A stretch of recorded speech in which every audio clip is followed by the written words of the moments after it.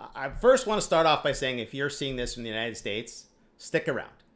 Resist the urge to scroll. You're going to want to see this because you might not see it anywhere else. For the rest of us here in Canada, know this, that this morning I am both at a loss for words and have too much to say at the same time, so I'm going to struggle through this video.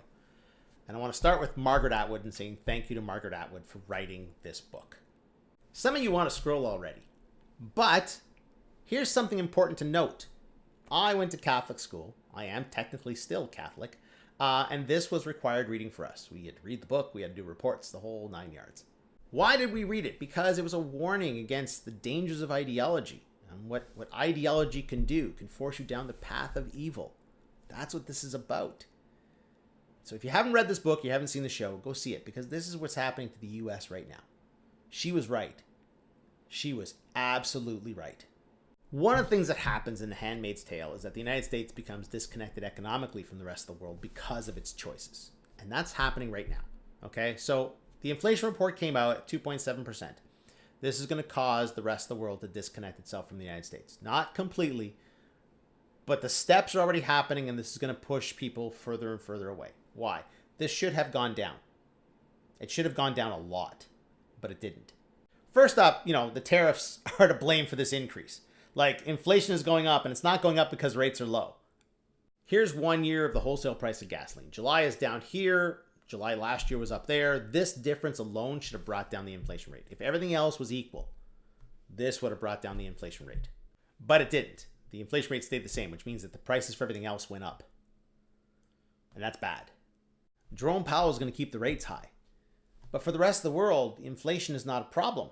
Not the way it is in the United States. Yeah, we have a little bit of tariff inflation, but not like the U.S. does. And we can't afford the stagnant economy that's coming with the high rates because of high inflation that we don't have. Here's currency this morning. There's the Canadian dollar, there's the euro, there's the British pound, all climbing as soon as the inflation report came out. Because the U.S. dollar is falling. Because the world knows what this means. The rates are likely to stay high, even though the economy is shit.